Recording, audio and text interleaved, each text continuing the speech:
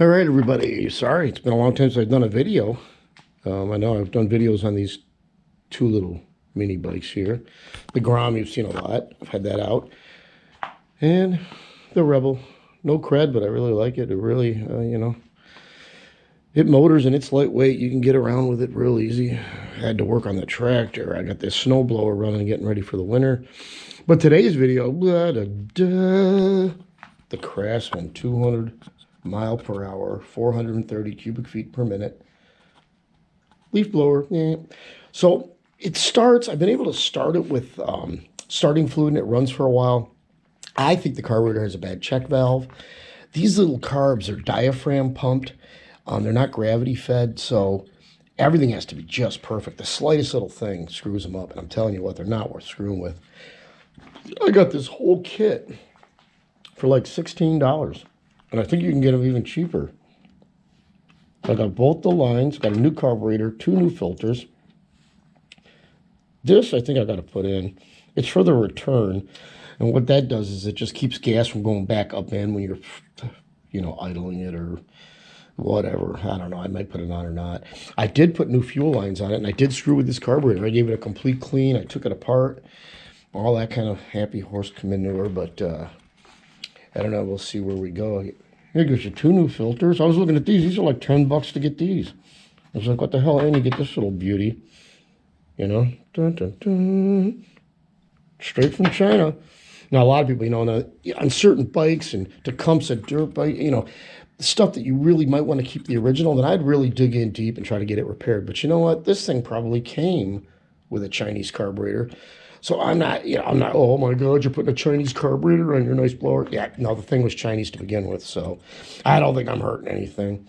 Oh yeah, it gives you an adjustment tool too. It's gnarled. It's a pretty sweet little deal there too. So yeah, we'll go from there. Take the tank, it's another bolt, but 4mm hex is all you need. I'm gonna start by taking that off. All right, so yeah, no judge. It's about 7 o'clock on a Monday night. And Monday Night Football starts in about an hour and a half, so I'm going to have to get after this. Yeah, I think it's an important tool. Or, you get some frustration, you need a few sips.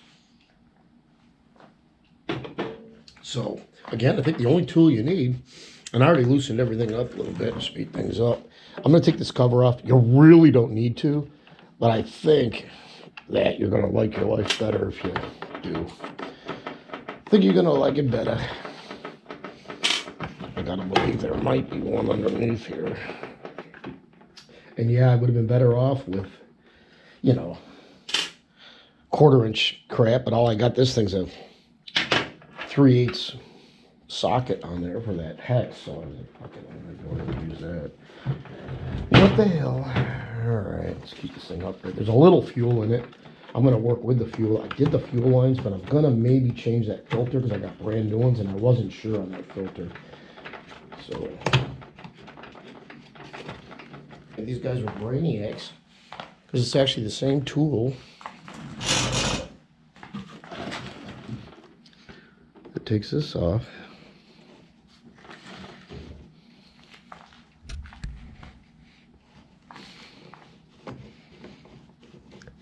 And these are long ass bolts.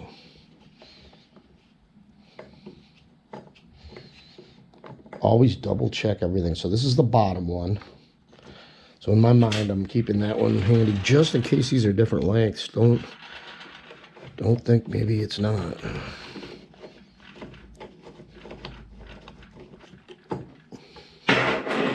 Let's see. Same length.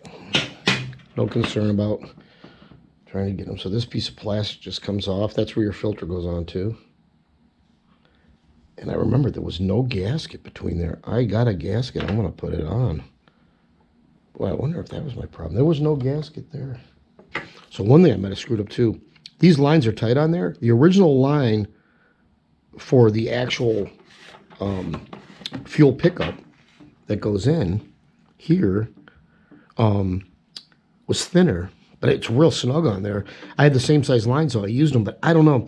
Sometimes a small change in diameter in these lines can actually change the fuel where you're getting too much and not creating the vacuum that you need. Like I said, these are very, and they're finicky. They're very precise. It's probably going to be some gas coming out of here, maybe. Well, we're pretty dry good. Like I said, I just changed these lines, so. And they weren't hard to do at all. I had to tap this hole just a teeny bit because, like I said, I went to bigger lines. One trick that I used that's really easy is you cut these down, put a slice in them so they're real pointy, and you can jam them in, then grab them with a pair of hemostats or, you know, whatever, and slide them through where there's no problem at all. I've heard guys have nightmare stories about these. So then the next thing you got to do is fish this little guy off, and there it is. And there's the carburetor. It looks like it's in really good shape. Like I said, I cleaned the piss out of it. I had everything off. I took this piece off where the diaphragm is and cleaned it. I had the bubble part off. Oh, there's fuel in there too. But amazing it's not leaking out. I can see fuel in it. And then there's your adjusters too. So a good rule of thumb on the new one is put them right down, bury them down. Take each one and turn and a half out. As a start, I read a lot of reviews on this. I got it from Amazon. Many people said just go ahead and put her on and then make the adjustment. They factory set it to being pretty darn close. So now I have a problem because I think I didn't do these gaskets right the first time. I looked at a Poulan one. These things are made by Poulan. I looked up the number from Sears. You know, another little trick. Sears, all their equipment, now Sears is gone, but the first 3 digits and then dot and then 5 digits, that first 3 digits is a manufacturer code.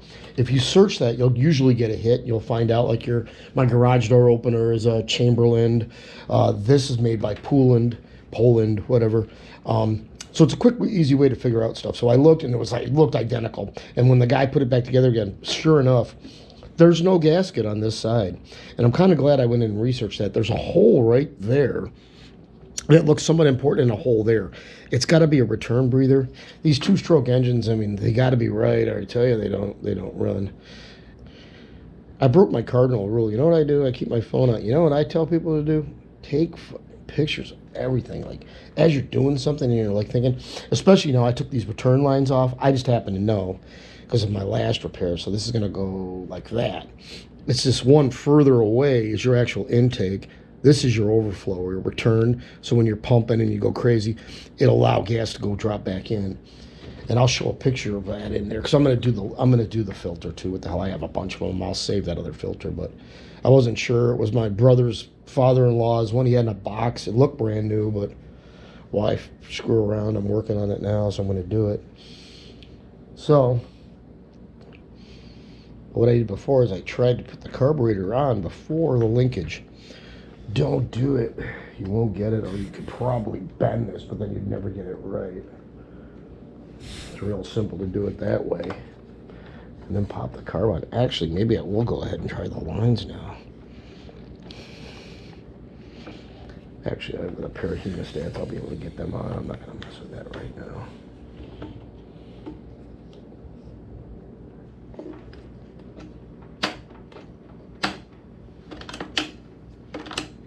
Oh yeah, full throttle. Nice. I wouldn't go berserk. You want this fairly snug. You know, you're dealing with the seal there with that gasket, but you're dealing with Chinese crap here. I would not go too tight, peeps. Keep it real.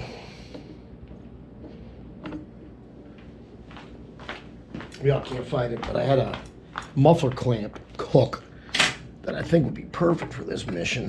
Yeah, that ain't gonna get her. You need a real long pair of hemostats to grab that mother. There she is, and there's the old filter. It doesn't look bad. It looks just like the other ones. But a little bit of crap. I'll just burn right through these mothers. And then you gotta jam that baby back in there. There. Now this is the longer one. And I actually, when I put this line in, I don't know if I did the right thing, but I made it a lot longer. The original line didn't go all the way down. It was ridiculous. It was like you had to have a quarter tank of gas just for it to reach the line. Now I got it. It goes all the way down to the bottom. Bastard. I don't know what it is about insects and spiders especially. If you leave your your lawnmower gas tank open for a while, or your fuel can, you look in there the next morning, there's dead spiders down at the bottom. I don't know, they get drunk on it and they just go bananas. And they drown in that freaking shit. Crazy animals, I'll tell you. This could actually make a difference in starting too. You'd be amazed, just that little bit of pressure from having to go through an element could change how it starts and everything. So on this test start, I'm gonna leave it all apart. All right, everything should be together. Oh, I didn't put the lines on yet.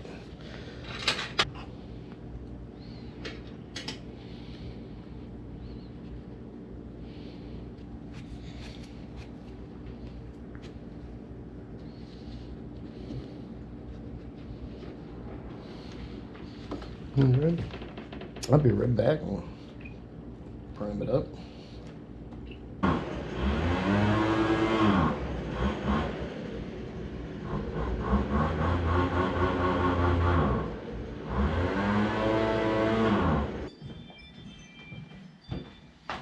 Well, yep, she's gonna need some adjustment.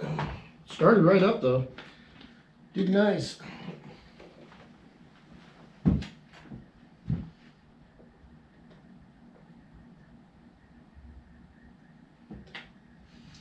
Yep, I'll screw with that tomorrow. Yeah, it's kind of almost afternoon now. Took it easy today for the day off. I put it all back together again. I got it started right up, but it's bogging.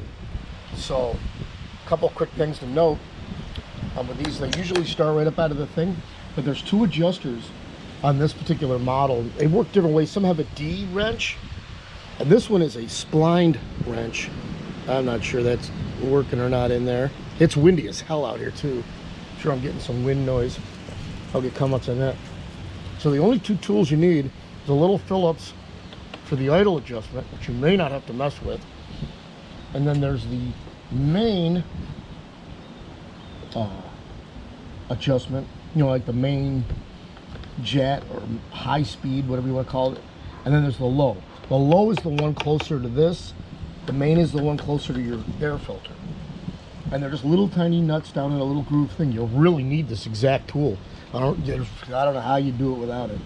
That's one of the reasons I bought that one that was $16 on Amazon versus the $12 one.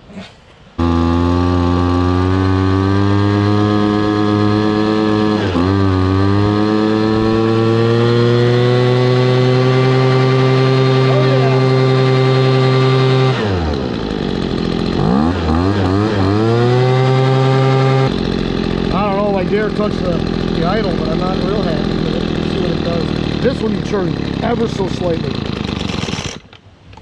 I didn't even barely touch it. It does need a little love.